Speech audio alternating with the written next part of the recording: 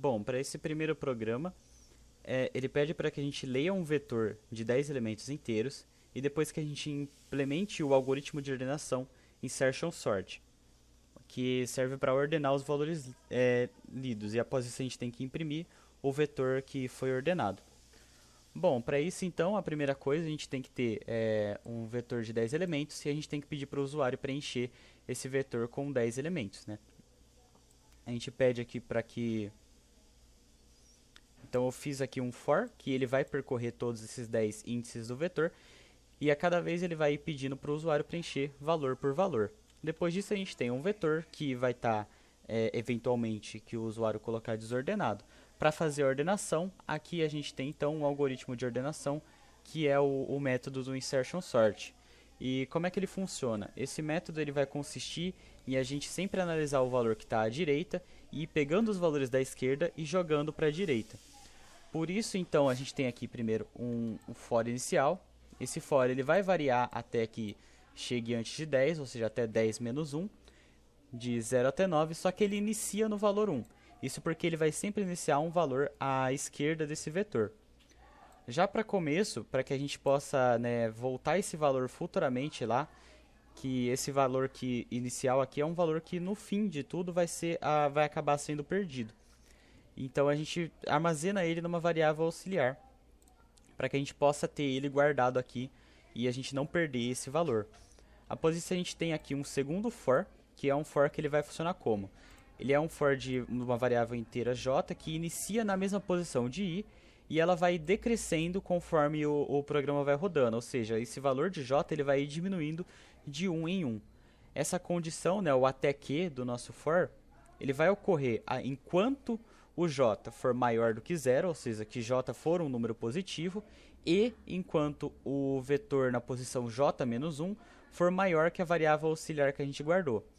Ou seja, enquanto a posição da esquerda, enquanto ele encontrar valores à esquerda que são maiores que o valor inicial à direita que a gente pegou, ele vai ir trocando. Como que ele troca isso? Ele vai pegar o vetor na posição j, que é o mesmo vetor inicialmente da posição i, e ele vai trazer para esse vetor o valor que está à esquerda, já que ele verificou aqui que o valor à esquerda é maior do que o valor que a gente tem à direita. E aí ele vai trocando casa por casa, trazendo todos os valores da esquerda para a direita. No final, então, para a gente não ter perdido aquele valor, porque vai ficar um espaço vago, e o valor que estava lá na direita, ele vai ter desaparecido, né? Por isso que a gente guardou ele na variável auxiliar. O vetor na posição j, essa posição j aqui, depois que fez toda a ordenação, ela vai ser a posição que vai estar vaga. E nessa posição vaga, ele vai colocar a variável auxiliar, colocando ele na ordem já, com valores à esquerda que são todos menores que a posição auxiliar, e à direita todos os valores maiores. Claro, né, com a nossa condição que a gente colocou aqui para ser na ordem crescente. E aí depois disso eu fiz a impressão do vetor ordenado, que é basicamente um for, que vai variar os 10 elementos, e ele vai imprimindo um inteiro em cada posição desse vetor. O programa basicamente ficou assim.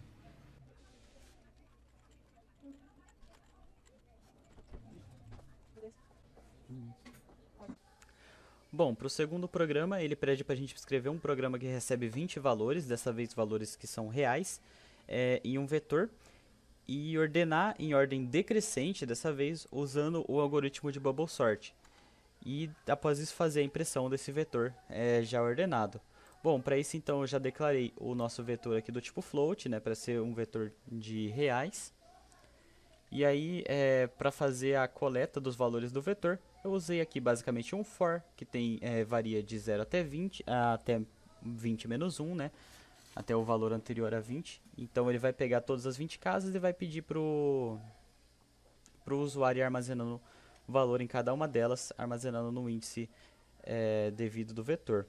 Após isso então, esse do while é onde a gente entra no algoritmo de bubble sort. O algoritmo de bubble sort ele vai funcionar como? Ele vai fazer a troca de acordo com a casa que está à direita. Ele vai ir comparando sempre com a casa que está à direita do valor e vai ir fazendo a troca infinitamente até que o vetor esteja totalmente ordenado. Então aqui a gente tem o continuo igual a zero, que esse continuo aqui é o que vai dar, né, a nossa continuação para o programa mesmo, para o while funcionar, é o que a gente tem de parâmetro para ele. Após isso a gente tem já o início do algoritmo de troca. Ele é feito por um for, então a gente tem aqui um índice, um inteiro na posição i, que ele vai iniciar já na posição 0 do vetor, e ele vai ir inicialmente, né, até a penúltima posição do vetor. Esse i ele vai sendo sempre incrementado. E aí como funciona? Aqui ele vai verificar, ele faz a nossa verificação. Se o vetor na posição i for menor que a posição do vetor que está à direita dele, ou seja, i mais 1, ou seja, aqui é de acordo com o que a gente quer. A gente quer decrescente. Então a gente quer que todos os valores à direita sejam menores e os valores à esquerda sejam maiores. Então aqui, se ele verificar que o valor que está à direita desse vetor na posição i, ele for maior que o que está na esquerda, ele vai fazer a troca, até porque o valor maior ele tem que estar posicionado à esquerda e não à direita. O algoritmo de troca ele é bem simples. O que a gente faz é armazenar esse vetor na posição i em uma variável auxiliar para que a gente possa retornar ela mais para frente. E aí a gente faz a troca bem básica. Como a gente quer trocar esses dois de posição, um pelo outro, o vetor na posição à esquerda vai receber o valor da posição da direita, que é o maior valor entre esses dois. E o valor que está à direita vai receber o valor que anteriormente estava à esquerda, que foi parar na variável auxiliar, que é o menor valor. Assim a gente conseguiu colocar a ordem que a gente quer, que é a decrescente. Um valor maior à esquerda e os menores à direita. Após isso a gente ainda tem o colhimento para a variável continua, que ela vai ser igual ao valor i. Ela vai ser igual ao valor i, que ela é para sempre ir dando continuidade e a verificação do programa. A gente ainda tem aqui a nossa variável fim, que ela é relativa exatamente ao fim do programa. Ela inicia em 20, que é a mesma posição do vetor, para a gente dar o antepenúltimo. Mas como essa comparação ela vai variando, ela vai mais ou menos como que andando para a direita, sempre o resto do vetor que a gente vai ter que analisar, o range dele vai diminuindo. Então a gente vai sempre diminuindo, decrescendo esse valor de 1 em 1, para que em algum momento ele zere, né? Quando aqui tudo ficar em 0, ou continua, ele vai ser forçado a ser igual a i, que vai ter sido finalizado. Quando tudo finalizar, o nosso do while ele acaba e a gente tem um vetor já ordenado. Para fazer a impressão desse vetor ordenado, eu usei aqui basicamente só um for do tipo float. Eu deixei as duas casas decimais, né, o printf, e ele vai variar todas as 20 posições do vetor e vai imprimindo cada uma delas com duas casas decimais. E o programa ele basicamente fica assim.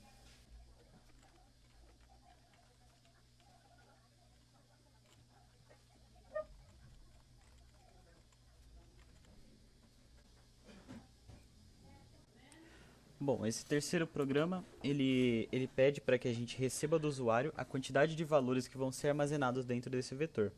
Aí a gente deve criar dinamicamente o vetor do tamanho que foi lido e prescrito pelo usuário. Depois de lido os valores do vetor, a gente tem que ordenar eles usando dessa vez o algoritmo Selection Sort e imprimir os valores já ordenados. Então, para isso, a primeira coisa que a gente tem que fazer é pedir para o usuário quantos números que devem ser alocados no vetor. Fiz isso basicamente com um print 1 scanf, onde ele vai coletar o inteiro referente à quantidade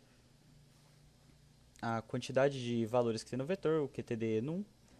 E esse QTD1 ele vai usar na função malloc para poder fazer a alocação dinâmica desse nosso vetor, nesse nosso vetor de inteiros. Caso o vetor seja criado, ele progride com o programa. Caso não, padrão, ele aciona dizendo que não há memória suficiente para continuar.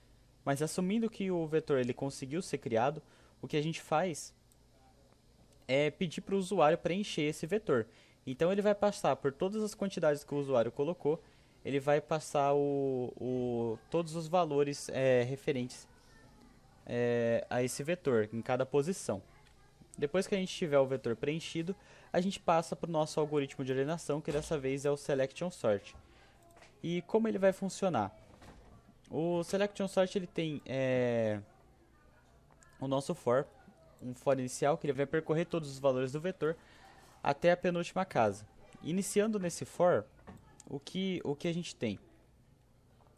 A gente pega uma variável do tipo menor e armazena o índice inicial que a gente vai ler.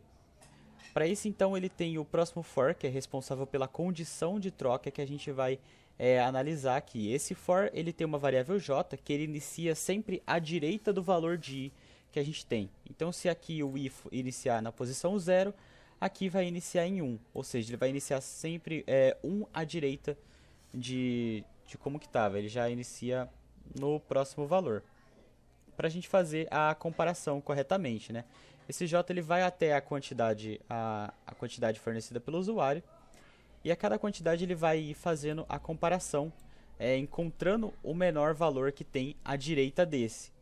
Então ele vai percorrer todos os valores que estão a partir da direita daquele nosso valor i, ele vai percorrer e achar qual que é o menor valor entre eles. Como que ele faz isso? Ele tem aqui um if, e a gente tem o vetor na posição j e o vetor na posição menor. Ele compara. Se o vetor na posição j, que é a posição que está à direita do vetor na posição i, que é o menor, que o i foi atribuído ao menor lá no começo. Se ele for menor, significa que esse menor aqui, na verdade, não é mais o menor. Tem um valor menor que ele que está à direita. Então, a gente vai atualizar esse índice de menor. Ele vai ganhar o valor de j, ele vai receber o valor de j. Assim, ao término desse for, a gente vai ter no final dele o menor valor de todos esses que estão à direita do valor. Aí aqui a gente entra na condição que vai fazer a troca propriamente dita. Se esse valor do índice i que a gente tinha inicialmente, ele for diferente do menor, significa que aquele valor que a gente apostou lá no começo de que era o menor, que a gente alocou no menor, ele na verdade não era o menor. Então o que a gente tem que fazer? A gente tem que fazer a troca desses valores.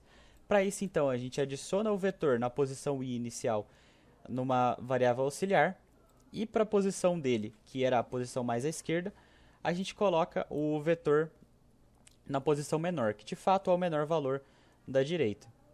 E o vetor que estava na posição menor anterior, ele recebe o auxiliar que estava na esquerda. Ele vai ir progredindo isso, e para cada casa ele vai ir atualizando. Ele pega o menor valor dos valores restantes que estão na direita e traz para a esquerda. Pega o menor valor da direita, traz para a esquerda. E assim, ao final de todo esse for inicial, ao final desse for, a gente vai ter o vetor já ordenado. Para fazer a impressão desse vetor ordenado, é simples, eu só usei um for com a quantidade que o usuário forneceu lá mesmo, e ele vai imprimindo índice por índice. O programa no final ficou assim.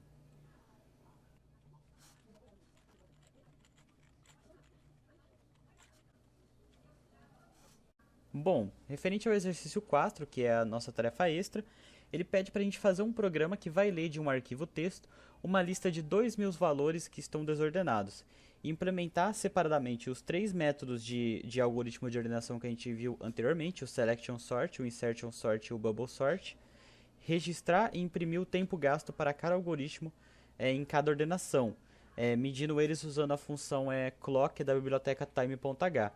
Então, inicialmente eu já defini todas as bibliotecas que a gente vai usar aqui, e na nossa main o que a gente tem é a definição do nosso file, do nosso arquivo, né?